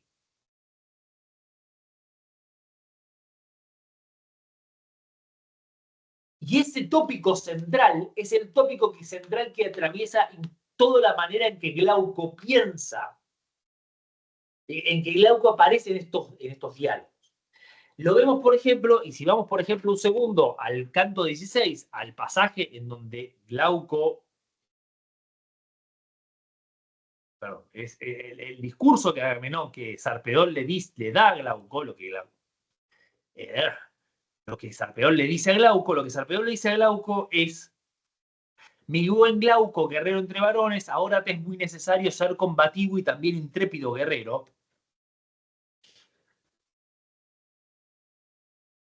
Ahora que te sea deseable armar la guerra si eres audaz, primero alienta a los varones líderes de los licios corriendo por todas partes para que en torno a Sarpedón combatan, pero luego también tú alrededor mío pelea con el bronce. pues para ti yo también luego oprobio de injuria seré todos los días por siempre, si los aqueos a mí tras caer me despojan de las armas en el recinto de las naves, así que resiste fuertemente y alienta a la tropa toda. Glauco acá no es más que una excusa para explicitar lo que es básicamente el credo de cualquier guerrero iliádico respecto al cadáver de sus compañeros, que es, tenemos que los cadáveres deben ser defendidos. Y el trabajo del guerrero es alentar a los demás a defenderlo y luchar para defenderlo. Y esto es exactamente lo que Glauco va a hacer. Primero va a alentar a todos los licios, esto enseguida en los versos, a partir del verso 532.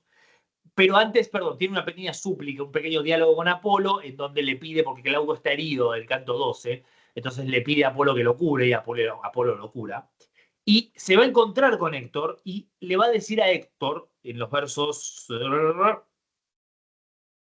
538, 547, Héctor, justo ahora completamente te has olvidado de los aliados que por causa tuya, lejos de los seres queridos y la tierra patria, consumen su vida y vos no querés ampararlos. Y le cuenta que murió Sarpedón. Así que amigos a mi lado, párense y dígnense en su ánimo, no sea que le arrebaten las armas y ultrajen el cadáver los mirmidones irritados por los dánaos, cuantos perecieron, a los que junto a las rápidas naves matamos con las picas, ¿no? Y ven cómo replica la misma lógica de Sarpedón. Sería una vergüenza que nos roben el cadáver.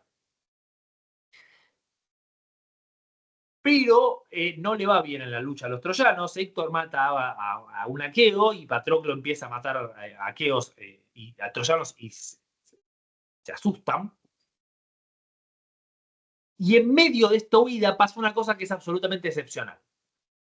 Glauco, mientras los troyanos se están escapando, se da vuelta y mata a un aqueo. Y esto a ustedes les puede sonar como, bueno, cosas que pasan. Pero no, esto no pasa nunca. Nunca, jamás en todo el poema alguien que está corriendo se da vuelta y mata a alguien. Se dan vuelta, se frenan, se enfrentan de vuelta y ahí recién pueden matar a alguien. Pero la idea de me di vuelta y maté a alguien mientras estaba escapándome, esta es la única vez que pasan. Y noten que no es una casualidad que sea Glauco el que hace esto. Porque es justamente una manera de mostrar la presión que siente por efectivamente no huir. Por efectivamente intervenir en la guerra y salvar el cadáver de Sarpedón. Pero ¿qué es lo importante en este caso? Que fracasa. Que fracasa y fracasa feo, porque el cadáver de Sarpedón es rescatado por Apolo y llevado a Alicia, pero antes es capturado por los aqueos y sus armas son tomadas por Patroclo, que es básicamente lo peor. La captura del cadáver ya pasa a ser accesorio, lo importante es la captura de las armas. Y acá hay una referencia subtextual o intertextual, quizás, depende de cómo lo quieran ver, a el mito que es realmente el más famoso de Glauco en la tradición, que es su muerte, que se produce en la lucha por el cadáver de Juan Aquiles. Perdón, Juan Aquiles. En la lucha por el cadáver de Aquiles a manos de Ajax. Esto lo pueden encontrar en Pseudo Apolodoro, Epítome, en el 5.4, el parágrafo 5, el capítulo 5, el parágrafo 4. Pero simplemente se dice, y si lo quieren ver más desarrollado, que por supuesto siempre es problemático citar a Quinto respecto a la tradición mitológica, está en los versos 212, 282 del libro tercero de las Posoméricas de Quinto de Esmirna. Y está bastante desarrollado y es muy interesante porque hay también un diálogo con Ajax, en donde Glauco justamente la cancherea bastante, diciendo te voy a matar a Ajax, y Ajax lo mata, porque obviamente Ajax, Glauco. Pero el hecho de que esa lucha sea el mito más significativo de la trayectoria de Glauco explica un poco la manera en que el poeta iliádico lo caracteriza. Y para ver justamente el punto fundamental de esto, vamos al diálogo con Héctor en los versos 140-182 del canto 17. Porque ahí lo que tenemos es un muy lindo momento para conjugar las dos cosas que estuvimos viendo, a Glauco por un lado y a Héctor por el otro. Tendría que haberlo venido esto viendo antes, típicamente.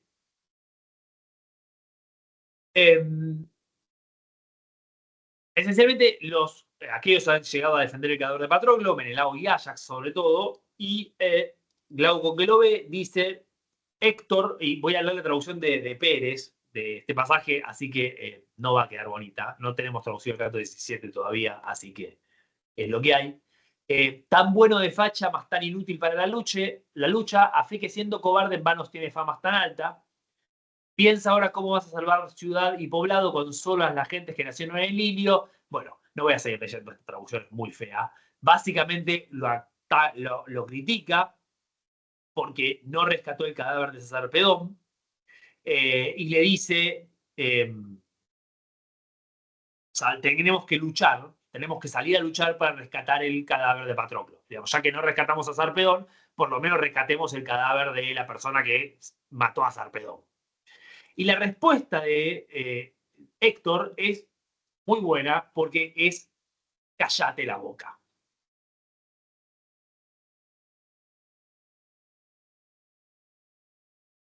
Yo voy a pelear con quien sea y mírame pelear.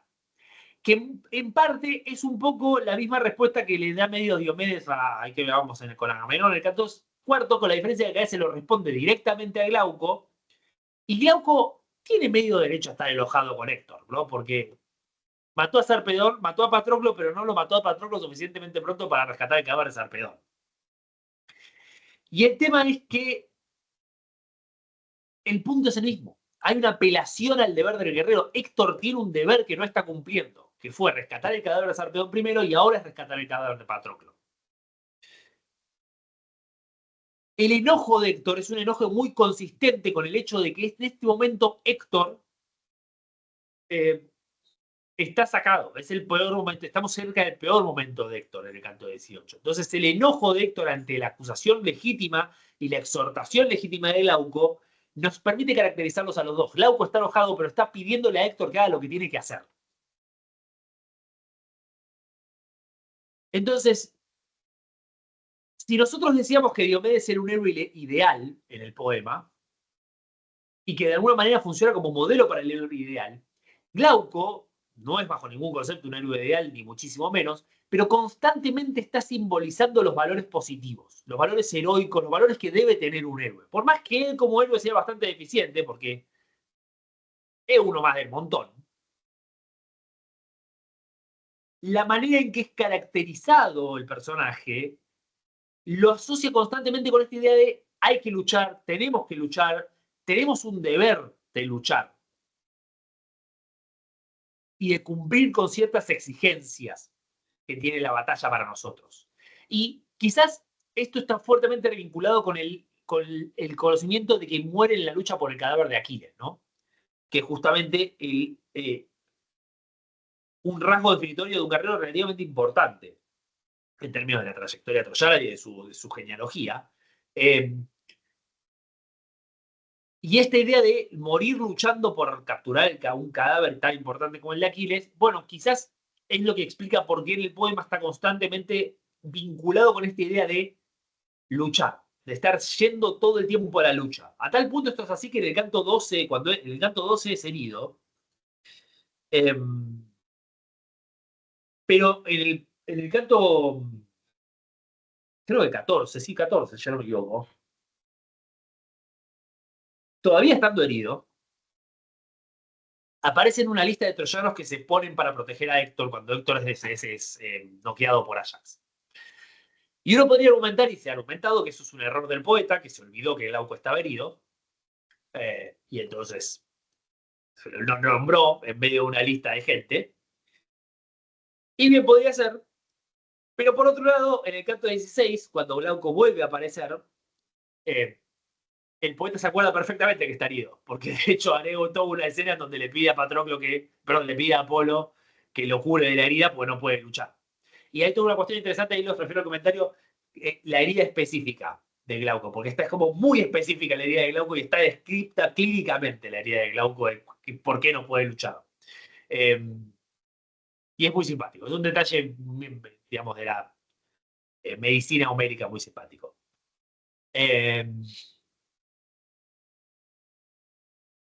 Si nosotros asumimos que Glauco, digamos, hay una conciencia plena de que Glauco ha sido herido, que sigue herido en el canto 14, noten cómo el hecho de que Glauco herido, y es el único que está herido en esa lista, salga a defender a Héctor, que no está herido, está inconsciente, nos lo muestra, nos lo caracteriza como un personaje que representa este deber, este valor positivo de tengo que estar ahí para defender a Héctor, porque esa es mi tarea, ese es el deber que yo tengo que cumplir como héroe. Y pensándolo de esta manera, quizás no es tan sorprendente que el duelo más famoso es el duelo entre Glauco y Diomedes, ¿no? Porque por un lado es el modelo de héroe ideal y por el otro es el modelo de un héroe que representa los ideales heroicos. Y es un choque que es bastante sensato cuando uno lo piensa.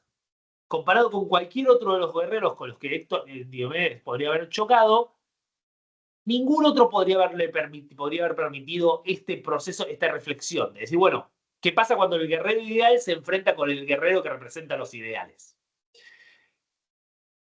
¿Qué pasa? Gran pregunta.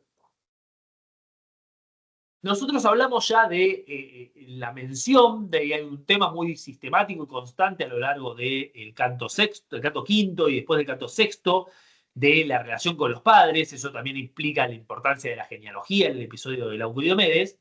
Pero donde yo me quiero detener, y esta parte sí me está quedando un poco más corta, así que vamos a hacer un montón. Bueno, me queda como me queda bastante.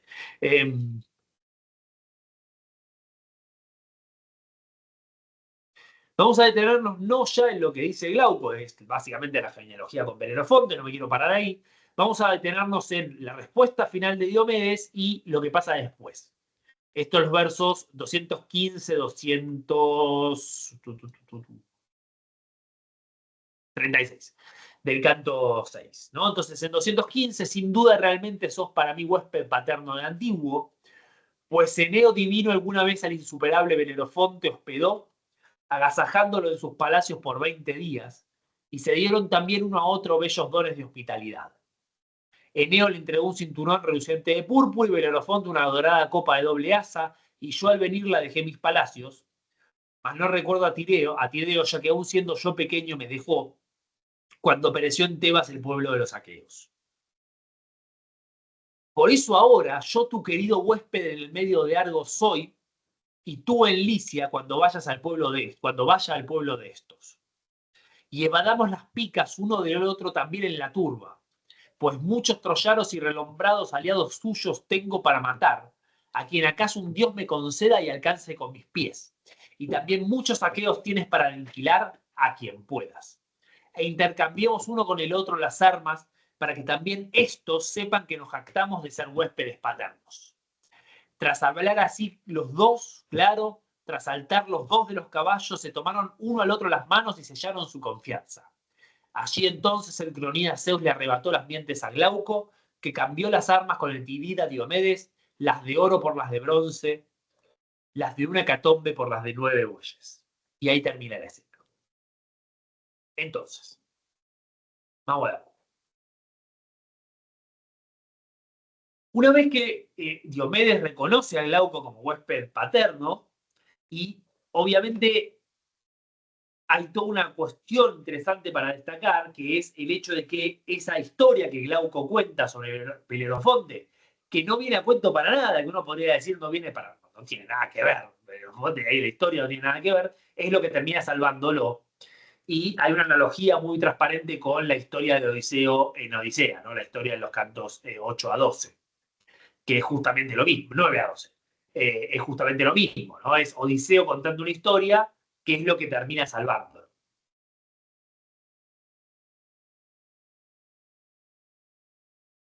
Pero Diomedes añade, digamos, al hecho de no nos matemos, añade dos consideraciones significativas. La primera es, podemos matar a todos nosotros, y se ha observado, hay alguna objeción a esta idea por el hecho de que, bueno, pará. O sea, ese es la prueba de acuerdo, digo, yo puedo matar a quien quiera excepto a vos, es medio raro. Pero, ¿por qué es significativo y por qué es significativo para nosotros? Porque recuerden cuando nosotros hablábamos, sobre todo en la primera clase, del problema de la institucionalidad en las relaciones políticas. Y cómo en realidad las relaciones, tanto internas de una contingente como internacionales, están más bien atravesadas por las relaciones interpersonales. No se trata de Hestia relacionada con Micenas o de Elicia relacionada con Troya. Las relaciones son de carácter puramente interpersonal. Entonces es totalmente lógico que Diomedes le diga: a vos no te voy a matar, pero voy a matar a todo tu ejército. Porque la relación de hospitalidad es con Glauco específicamente. Y eso tiene completa lógica en el sistema de valores de los héroes homéricos. Pero el segundo punto, y es el punto que nos importa mucho más, es el intercambio de las armas.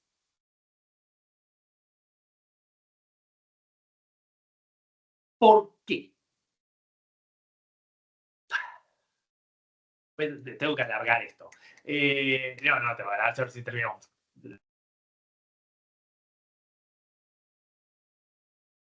Diomedes propone el intercambio de armas para que todo el resto sepa que son huéspedes, que Glauco y él son huéspedes paternos. Diomedes plantea el intercambio de armas como un don de hospitalidad. Pero cuando el narrador nos relata el intercambio de armas, nos dice dos cosas. Nos dice, primero, que Zeus le arrebató las mientes a Glauco, y segundo, que las armas de Glauco valían muchísimo más que las armas de Diomedes. Respecto a lo primero, no tenemos la más mínima idea por qué.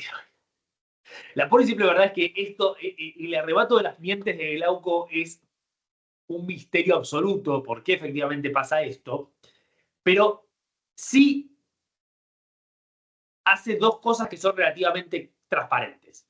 La primera es que refuerza el hecho de que el intercambio es completamente asimétrico, pero completa y absolutamente asimétrico, no hay ningún tipo de criterio en el cambio de armaduras en términos de comerciales, si quieren.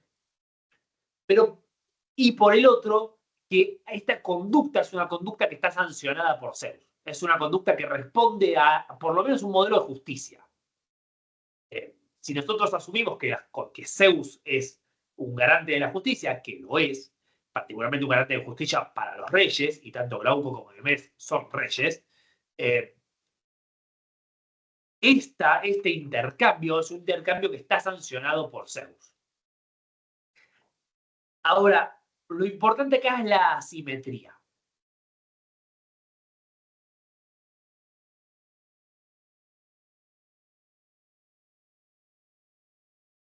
Porque la asimetría del intercambio de Glauco y Diomedes explica, o más bien manifiesta, el verdadero problema que tiene esta situación.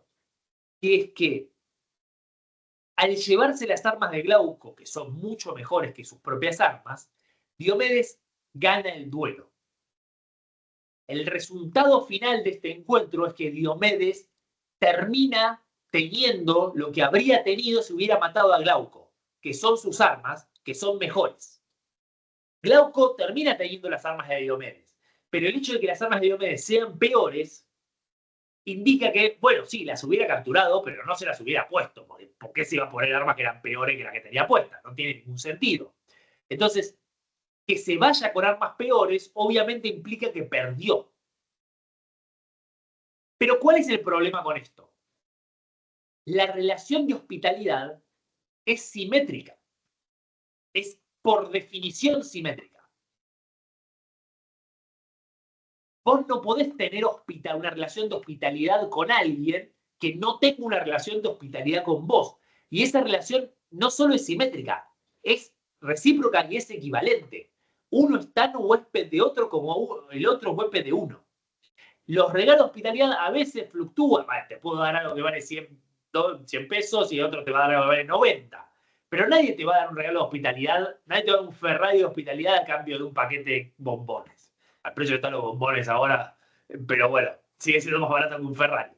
El punto es, la lógica del intercambio de la hospitalidad es la equivalencia y la simetría. ¿Cuál es la lógica de la asimetría? La lógica del conflicto y la lógica de la guerra. El problema que tenemos simbolizado en este intercambio de armaduras es que acá hay dos sistemas de valores funcionando al mismo tiempo que son incompatibles por completo, que son el sistema de valores de la hospitalidad y el sistema de valores de la guerra. Y son dos sistemas de valores que no pueden no estar funcionando, porque Diomedes no puede no llevarse algo que demuestre que le ganó a Glauco, porque él sabe que es mejor que Glauco, y Glauco sabe que es mejor que él, y lo demostró hablando durante 20 minutos. No son como 20 minutos, ¿cuántos son?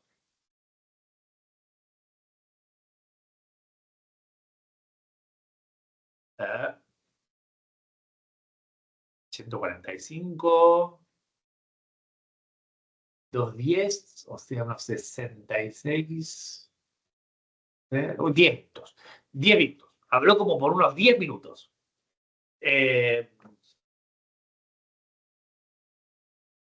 Esto es un duelo en el campo de batalla. Y un duelo en el campo de batalla requiere una manifestación de la diferencia, y llegó porque iba a llegar, entre la excelencia, la arete de cada uno de los que participan. Hay una diferencia objetiva de calidad de los guerreros que tiene que estar manifestada cuando estos guerreros se separan. Pero al mismo tiempo hay otro sistema de valores que se superpone a ese, que es el hecho de que estos guerreros están en una relación de hospitalidad y que ninguno de los dos puede ser mejor que el otro en esa relación, porque la relación de hospitalidad no tiene nada que ver con la excelencia. Entonces, este intercambio absurdo de regalos es un intercambio que no tiene sentido en ninguna de las dos lógicas. Ustedes, bueno, pará, entonces, claro, Diomedes se lleva las armas de Glauco, todo bien, ya está, excelencia, Diomedes, perfecto. Pero no, porque Glauco se la da voluntariamente. Diomedes nunca demuestra que es mejor que Glauco. Y quiero enfatizar esto, voy a repetirlo 2 veces más para que quede bien enfático. Diomedes nunca demuestra que es mejor que Glauco. No lo voy a volver a repetir, quizás lo repito dentro de 5 minutos.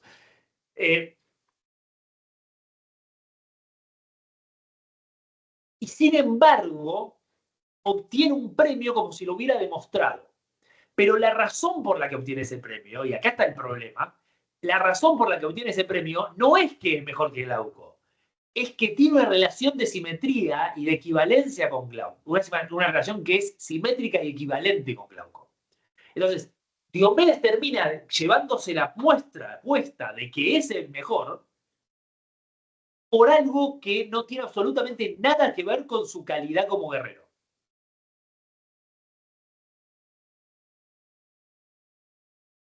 Glauco sale vivo de esto, pero también sale perdiendo. Y acá es donde entramos con la cuestión de la problematización, con la cuestión de, bueno, y todo esto, ¿y qué? Todo esto, ¿y qué? Y yo no tengo una respuesta para darles, porque hay como 7000 respuestas para darles y hay muchas posturas de esto. Pero lo que sí les puedo, lo que sí quiero que vean es cómo acá, en esta escena en particular, tenemos un problema que tiene que ver con cuál es la responsabilidad, qué es lo que está bien hacer en estas circunstancias. Digo, Glauco debería haber luchado, y el hecho de que se diga que Zeus tuvo que enloquecerlo para aceptar este acuerdo, medio como que sugiere que tendría que haber luchado. Porque, digo, Diomedes le acaba de decir que va a matar un montón de gente. Entonces, si Diomedes va a matar un montón de gente, ¿no es como un deber luchar contra Diomedes? Digo, intentar detenerlo por más que sea inútil, ¿no? Por más que vaya a morir. Digo, pero nosotros sabemos que Glauco hace eso muchas veces. Digo, todas las otras veces donde Glauco aparece, es Glauco saliendo a decidir, bueno, el deber del guerrero es salir a luchar. Pero por otro lado, es el huésped paterno. Digo, hay una relación de hospitalidad. ¿Puede transgredirse esa relación de hospitalidad del campo de batalla? Digo, el campo de batalla es una piedra libre para decir puedo matar a quien quiera. ¿O no? Digo, ¿habría estado bien que Diomedes lo matara a Glauco? ¿Habría sido aceptable como conducta que Diomedes matara a Glauco aún sabiendo que era el nieto de Belerofonte? ¿Y es suficiente que se lleve las armas? Digo, ¿es legítimo ese triunfo de Diomedes de llevarse las armas sin haber luchado? Y todo esto no está resuelto en el pasaje. El pasaje no dice nada. El pasaje termina ahí y nos vamos con Héctor. Pero hace como 2000 años que la gente se está peleando por qué corto pasó acá y cómo interpretarlo. Y es por esto que hace 2000 años que la gente se está peleando. Porque todos, acá lo que hay es una primera muestra de algo que vamos a ver una y otra vez, que es que los sistemas de valores que rigen a estos personajes son incompatibles entre sí. Es como cuando el robot le estalla la cabeza por la paradoja. Si esa afirmación es verdadera, debería ser falsa, si es falsa, debe ser verdadera, y al robot le estalla la cabeza. Bueno, es eso. Acá hay dos sistemas de valores que conviven en los guerreros, que son igualmente válidos, que ninguno considera que es menos válido uno que el otro, pero que llevan a resultados que son incompatibles. Que no pueden coexistir. Y sin embargo, coexisten. Porque coexisten, porque algo sucede que de alguna forma responde a los dos sistemas de valores. O a ninguno.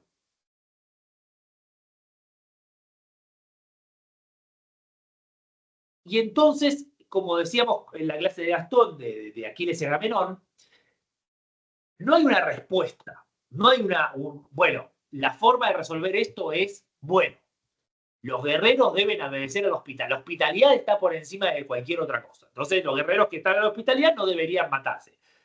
O, a la inversa, la hospitalidad está muy bien, pero uno tiene que salir ganando. No es ni lo uno ni lo otro. Es simplemente miren, acá hay un problema. Yo no sé si esto es un problema que tiene una solución o no tiene una solución. Ni siquiera puedo decir que haya un enfoque filosófico acá. O sea, el primero yo estaba entre comillas y el poeta. Ahora vengo yo hablando. Saco las comillas. Ni siquiera puedo decir que hay un enfoque filosófico acá. Pero hay una conciencia de que la conducta de los personajes está motivada por sistemas de valores que cuando los hace funcionar al mismo tiempo te tienen resultados incompatibles. Un resultado te da 1 y otro resultado te da 0. Y vos tenés que de alguna forma hacer que eso funcione. ¿En qué medida eso es un proceso de reflexión filosófica? Bueno, los dejo a ustedes para que lo mediten. Pero definitivamente hay algo que es por lo menos un protomodelo de reflexión filosófica que implica el reconocimiento de un problema que es filosófico. Porque si esto no es una reflexión filosófica, lo mínimo que hace es identificar un problema que definitivamente es filosófico. Que es cómo hacer para compatibilizar sistemas de valores que son esencialmente incompatibles por el tipo de relaciones que construyen. Vamos a pausar acá.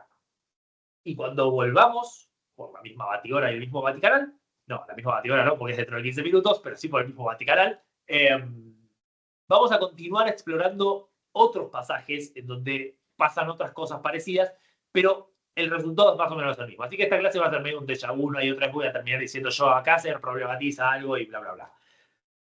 Preguntas antes de hacer un receso.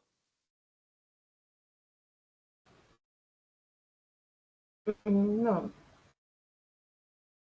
No, yo me quedé pensando ahora, releyendo unos versos antes, cuando menciona el intercambio que tuvieron los abuelos, Neo y Belerofonte, digo, ahí también pasó más o menos lo mismo, ¿no?